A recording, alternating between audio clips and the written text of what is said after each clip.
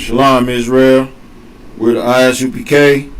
Start out of 1 West, 125th Street, Harlem, New York, under Commanding General Yohana.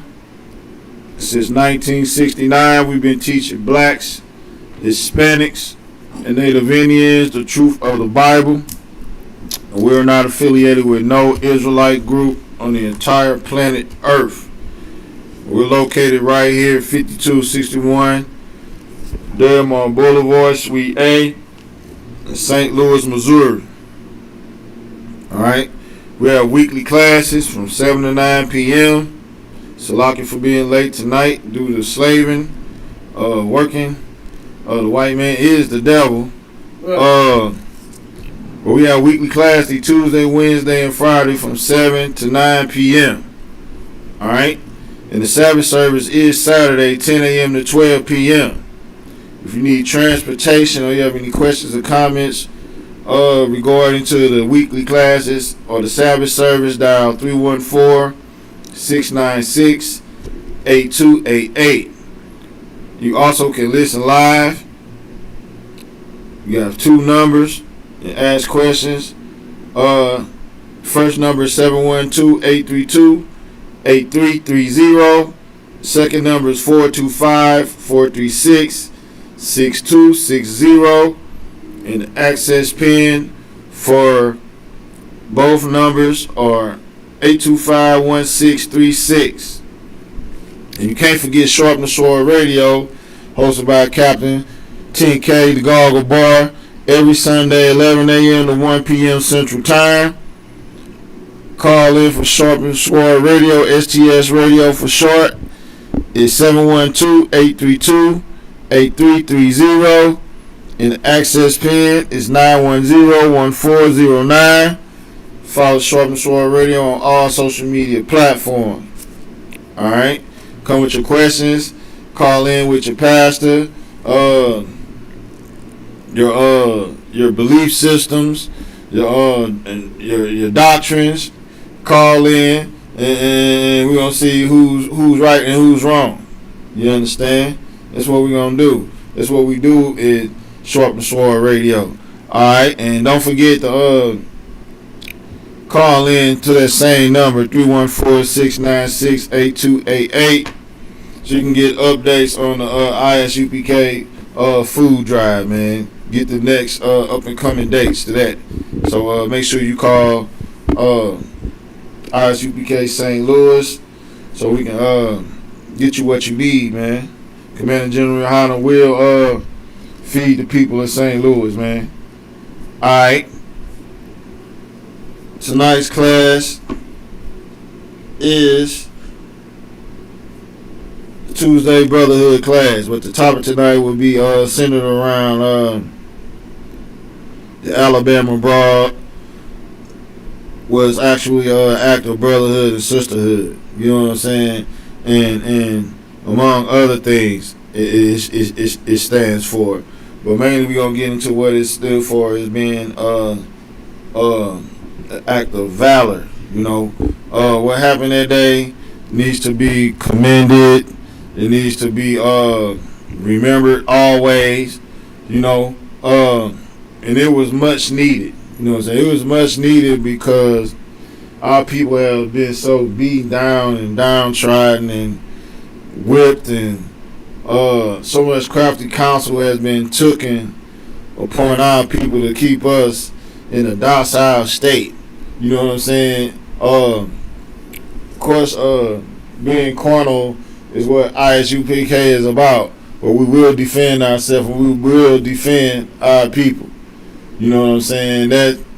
That's what the Most High, one of the things the Most High requires of us when it comes to brotherhood and sisterhood. We have to defend each other, man. We can't sit back and get unalived by anyone. You know, I'm gonna start off in the book of Joel before I get to I got a list of acts of valor from out of the Bible. You know what I'm saying? But before I get to that, I'm gonna go in the book of Joel just to sort of set the stage. Alright, so Joel chapter 1, verse 1, it says, the word of the Lord that came to Joel, the son of Pethuel. Hear this, ye old men, and give ear, all ye inhabitants of the land. Have this been in your days, or ever in the days of your fathers? Tell ye your children of it, and let your children tell their children, and their children another generation. So, the law, statutes, and commandments of the Most High, everything that happened to God's chosen people must be passed down and told. You know what I'm saying? So we can learn from it, for we can be strong by knowing. You know what I'm saying? We don't know any damn thing. How can we move forward in a positive way? You know what I'm saying? If we steady being force fed bull crap, there's nothing that can outside of the law, statutes, and commandments that can help us. You know what I'm saying? The law, statutes, commandments are our strength, are our wisdom. You know what I'm saying? I'm going to go down to verse 2, chapter 2 and 27. It says, and ye shall know that I am in the midst of Israel, and that I am the Lord your God, and none else, and my people shall be the same. See, we should understand first and foremost that we belong to the Most High. You don't belong to America. You don't belong to the oppressor. You don't belong to drugs. You don't belong to your lust. You don't belong to none of that. You belong to the Most High. Right. And the Most High is in the midst of Israel. Because want to know what? He's actually our God. He's no one else God on the damn planet. Alright? I'm going to drop down to 3 and 1. He said, for behold, in those days and in that time, when I shall bring again the captivity of Judah and Jerusalem. That means all blacks, Hispanics, and Native Indians will go into captivity, man, under the so-called white man. And it says, I will also gather all nations and will bring them down into the valley of Jehoshaphat, and will plead with them there for my people and for my heritage Israel, whom they have scattered among the nations and parted my land. See, that's World War III right here. You know what I'm saying? That's what's happening right now with what just happened in the warship got surrounded by the drones and the speedboats. You know what I'm saying? It's a lot of things going on right now. They trying to change the currency and take the wealth from right off, trying to sweep the wealth right from up under America. But guess what? America's not going to allow that to happen. He will bomb you into the middle of next week before he lets that happen. You know what I'm saying? That's not going to happen, man. And this also is letting us know that the Most High will be punishing these heathens. That's why I'm going to keep going. And it says, and they have cast lots for my people, and they have given a boy for an harlot, and sold a girl for wine, and that they might drink, man. They have done all manner of atrocities against God's chosen people, man. Verse 4, he said, yea, and what he said, what have you to do with me, O Tyre and Zidon, and all the coast of Palestine? Will ye render me a recompense? And if you recompense me swiftly and speedily, will I return your recompense upon your own head. You know what I'm saying? These heathens, man, they got a rude awakening coming, man. Everything that they do to God's chosen people shall come back on them double, man. It's going to come back double. Alright? It said, because ye have taken my silver and my gold, and have carried into your temples my goodly, pleasant things, man. You know what I'm saying? You have taken the blacks, Hispanics, and Native Indians and brought them into captivity, man. We are the Most High silver and gold. We are precious to the Most High, man. Verse 6. The children also of Judah and the children of Jerusalem. There it is right there.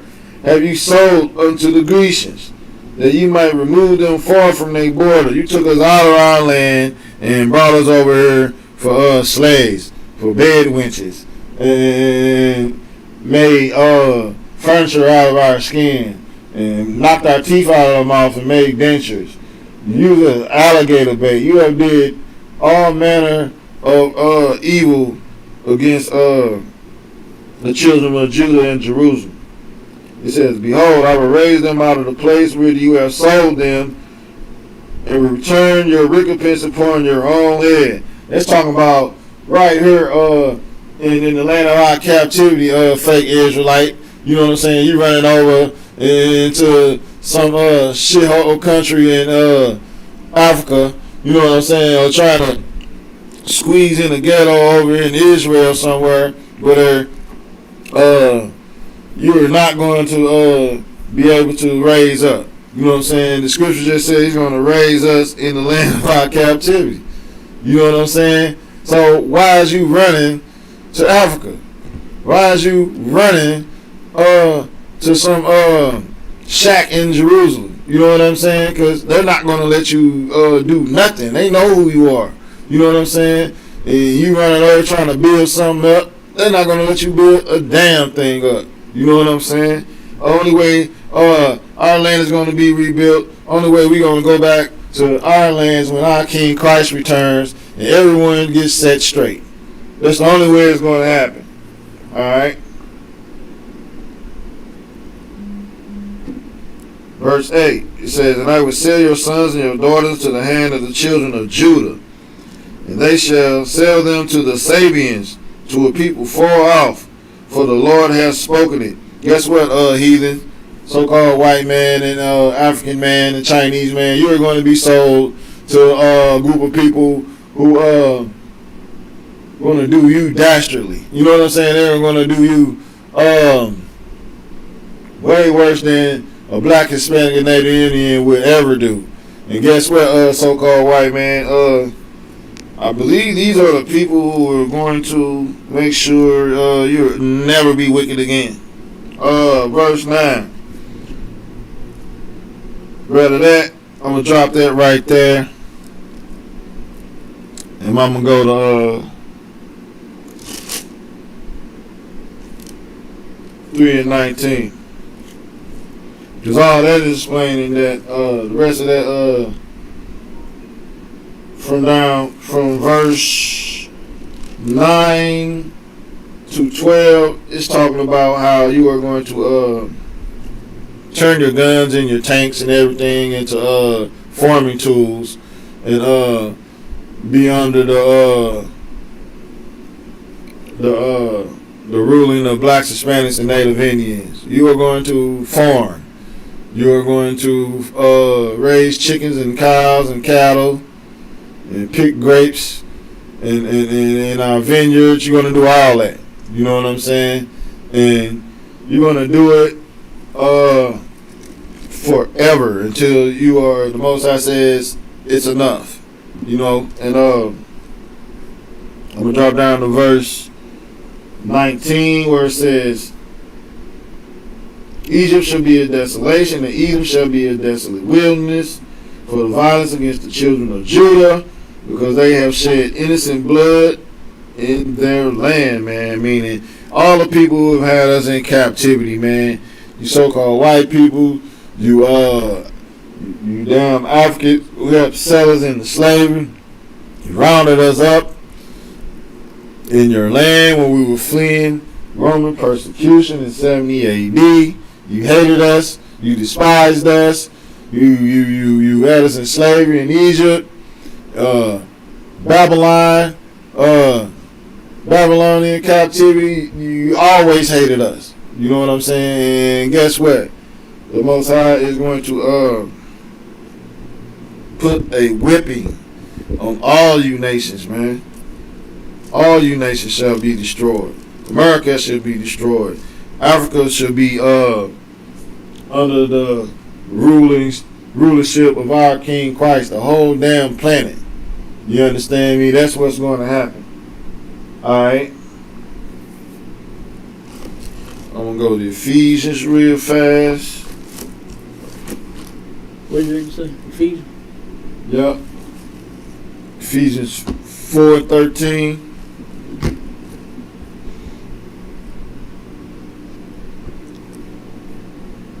Ephesians chapter 4, verse 13.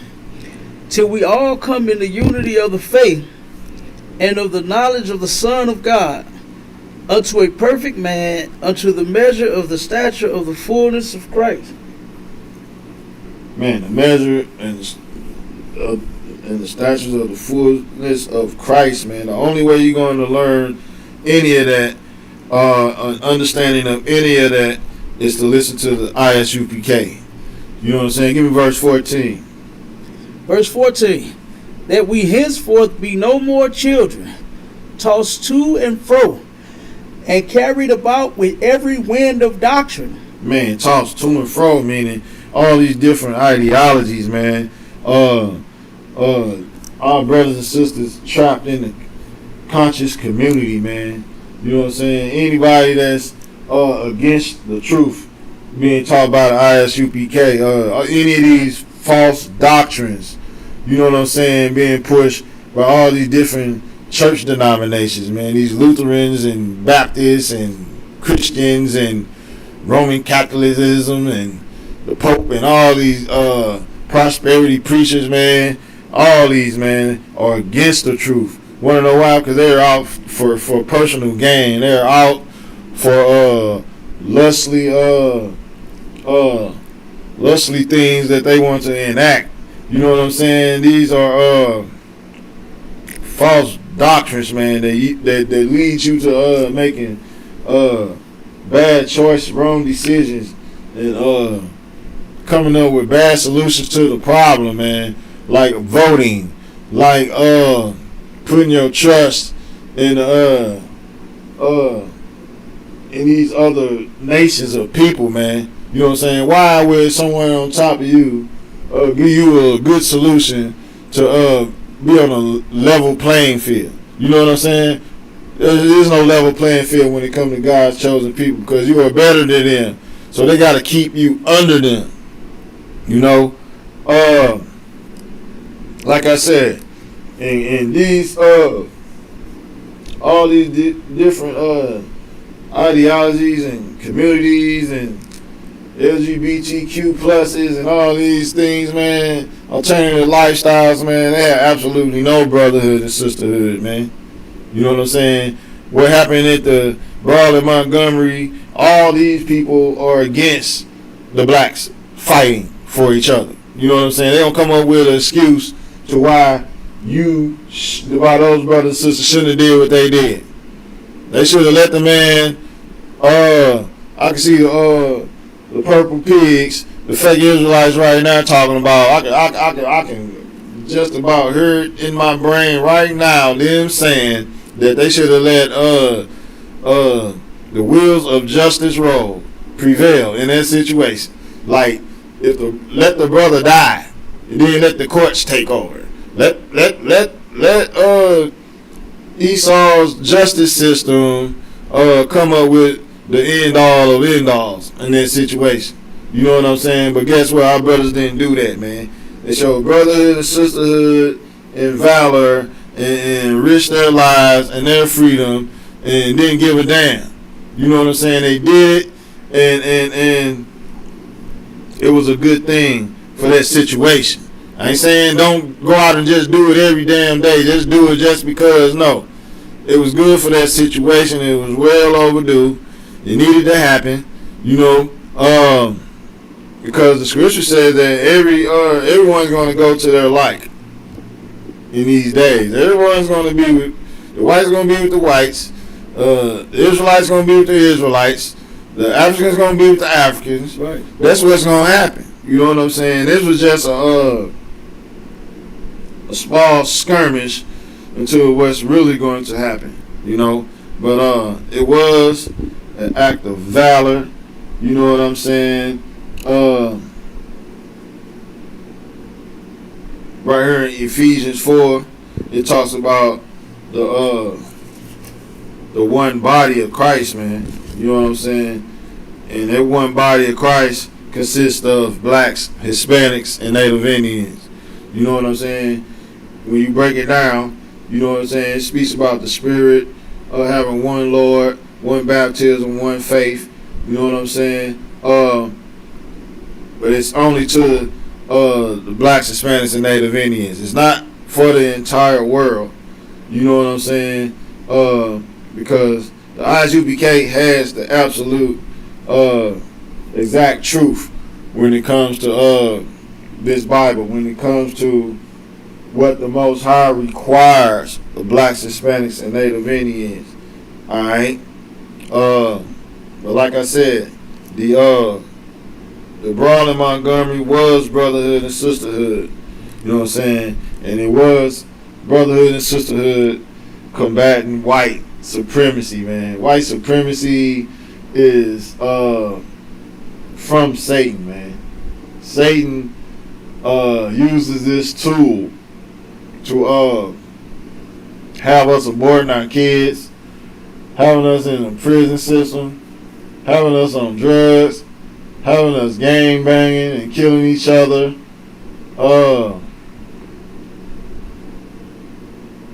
Blacks, Hispanics, and Native Indians, we don't have a gun factory. You know what I'm saying? We don't have Heckler and Koch. We don't have Ruger. We don't have Glock. We don't have Smith and Wesson. All these are owned by our oppressor. But guess where all the artillery ends up at? Even though we don't even they don't even know, not even half of us have the license to have guns. But why are all these damn guns in the ghettos, barrios, and reservations? Readily, you know what I'm saying? Cheap, real cheap, cheaper than in the store. You know what I'm saying? We think like the uppity Negroes. The uppity Negroes think that the Negroes that are poor, on drugs, and all these things, that it's their fault. You know what I'm saying? But it's not their fault. You uppity Negroes, you just got a crumb that fell off the master's table. And you know when you get that crumb, when you join these fraternities and when you think you a damn Mason, when you run around thinking you something outside of a naked, they pull you down and show you that you are naked. You know what I'm saying? But before they do that, you looking at your brother, you looking at your sister that's in a bad way, in a condition that's called hell. You know what I'm saying? You're thinking that you made it. You ain't made nothing. You know what I'm saying? You considered by the people who, when all these wars and race wars break out, you have to run back to. Then what you gonna say then? What you gonna say then when you have to run back to your people? When you're surrounded with your people and you was just looking down on them like they were a piece of trash.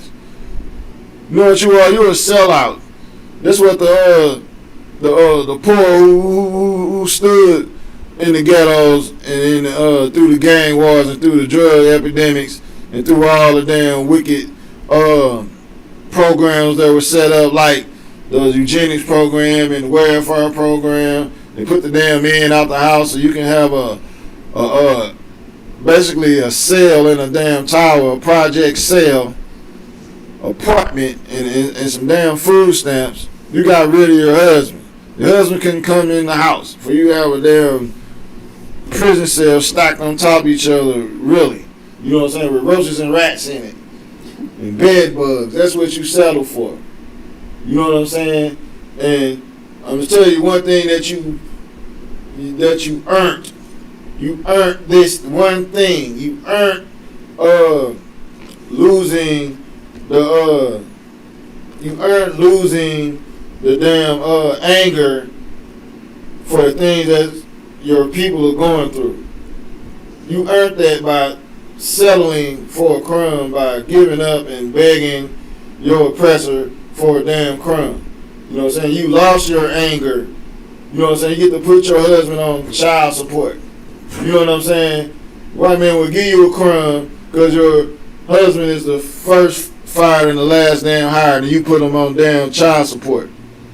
You know what I'm saying? He gonna give you that little money and charge your husband and give him jail time because the white man is the damn devil the Bible speaks of. You understand me? But you lose your anger for what happened to your people when you join the white man, when you have the mark of the beast, when you go to church, when you join the army, when you become a police officer, when you do all of these things, when you go to damn church, you lose the anger for what's happening to your damn people, man. You know what I'm saying? But thanks to the ISUPK under Commanding General Yohana since 1969, the spirit of the Most High was in Montgomery that day, man. You understand me? And Brotherhood and Sisterhood did combat white supremacy that day.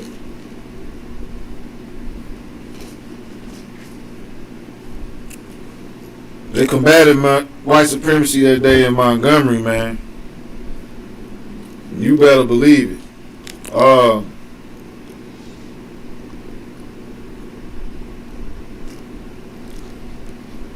I'm gonna go to 1 Peter. Go to 1 Peter real fast.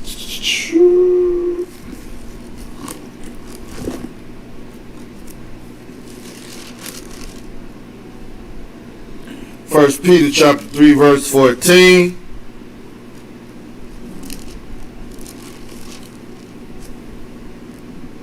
Alright. And I'm putting this scripture right here for as a precept for the brother who sacrificed his freedom, who was smacking people in the face with the damn chair. You know what I'm saying? The brother with the folding chair, man. And before I get this for the brother about the folding chair, I want to say something about that folding chair. That folding chair started with the Kansas City Ford, man. In Kansas City that day, they were attacked by 40 fake Israelites, man. You know what I'm saying? That folding chair is spiritual. You know what I'm saying? Cause my other one, Officer Malak Bond, would not let them even touch our damn chair. You know what I'm saying? Moving our stuff, infringing on our space, being damn bullies, and our brother Malak Bond, you know what I'm saying? He had to show them that you can't even touch our damn folding chair. You know what I'm saying? And a couple of guys got punched in the face for the things that they did. You know what I'm saying? And also that day, those wicked purple effeminate police bastards called the police on our brothers, 40 against 4 brothers, and had the audacity to lie and say that our captain had a damn gun trying to get our captain unalive. But guess what? They got shot the next week. You know what I'm saying? Those purple police effeminates got shot the next damn week, man. Some brothers did not like the lies that they were being told outside their neighborhood. They did not like being called niggers. They did not like being called names and talked down upon outside their neighborhood, and they shot those same guys who said that we had a gun. Give the Most High hand for that. Alright. But back to the brother with the chair, man. 1 Peter chapter 3 verse 14. And all the people in the that participated in the brawl that got arrested, you know what I'm saying, they might get a little time, they might be put on probation, they might be looked at crazy at work, you know what I'm saying, at their slaveries. But guess what? This is what the Most High says about that. 1 Peter chapter 3 verse 14. He said, but and if ye suffer for righteousness' sake, happy are ye, meaning if you wasn't no coward that day, you know what I'm saying, that you suffer for the truth, if you suffer for what's right, if you suffered being arrested in Montgomery for beating up some devils that was trying to unalive your brother, it says, happy are ye. And it goes on, it says, and be not afraid of their terror, and neither be troubled. You know what I'm saying? Don't be afraid of the so-called oppressor. Don't be afraid of his police force. Don't even be afraid of being killed by them. You want to know why? Because this is also a precept to the precept where it's talking, the scripture where it's talking about fearing the Most High, man, and nothing else. You know what I'm saying? We do not have the fear of any damn thing. You want to know why? Because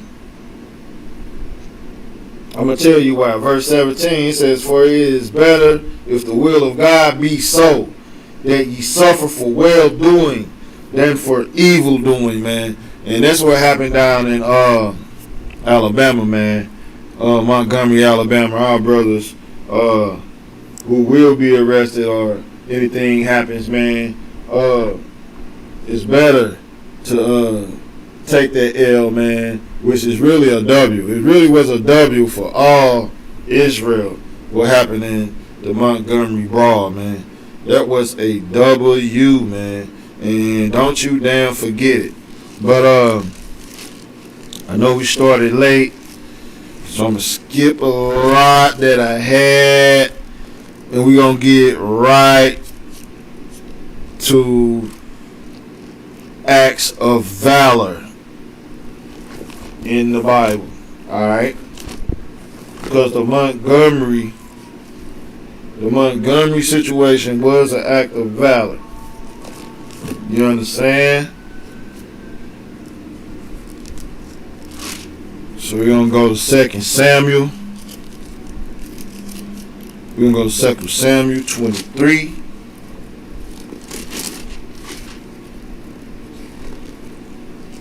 We're going to see how Israel get it in, man. That's what we're going to do.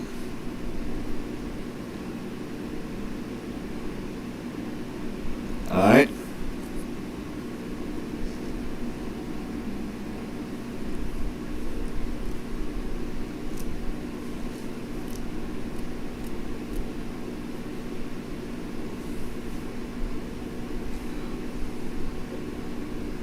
It's the whole chapter 23, but we're going to skip down from 1 to verse 8.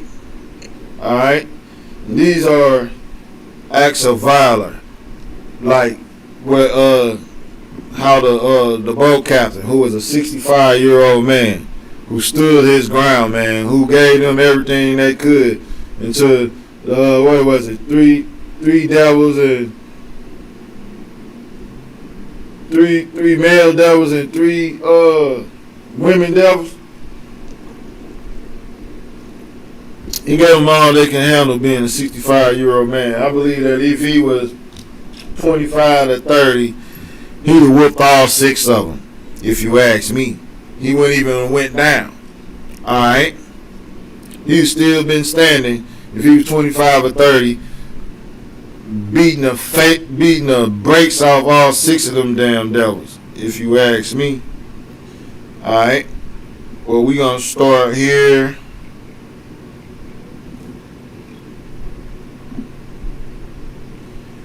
We're going to start here at verse 8. And it says, these be the let me get where I'm at. Let me get the address. 2 Samuel 23 verse 8. These be the names of the mighty men who David had. The Tachomite that sat in the seat, chief among captains. The same was Adonai, the Eznite. He lifted up his spear against 800, whom he slew at one time. Man, this guy here was an Eznite, an Israelite. With his spear, he slew at least 800. Verse 9. And after him was Eleazar, the son of Dodo, the Ahohite, one of the 3 mighty men with David, when they defied the Philistines that were there gathered together to battle, and the men of Israel were gone away. So this mighty warrior Eleazar, the son of Dodo, you know what I'm saying, one of the three mighty men that was with David, you know what I'm saying, they went up against the Philistines. They were at war with the Philistines, man. That was a good battle, man. And it says, verse 10, he arose and smote the Philistines until his hands was weary, and his hand clave unto the sword. And the Lord wrought a great victory that day, and the people returned after him only to spoil, man. You know what I'm saying? This was a mighty warrior, Eleazar, the son of Dodo. You know what I'm saying? Verse 11. And after him was Shammah, the son of Agi, the Harite. And the Philistines were gathered together in a troop, where was a piece of ground full of lentils, and the people fled from the Philistines. Alright? So, this is talking about Shammah, the son of Agi. It says, but he stood in the midst of the ground and defended it, and slew the Philistines. And the Lord wrought a great victory, man. He slew those damn heathens, man. You know what I'm saying? Just talking about Shammah, the son of Agi. Verse 12. But he stood in the midst of the ground and defended it. Right?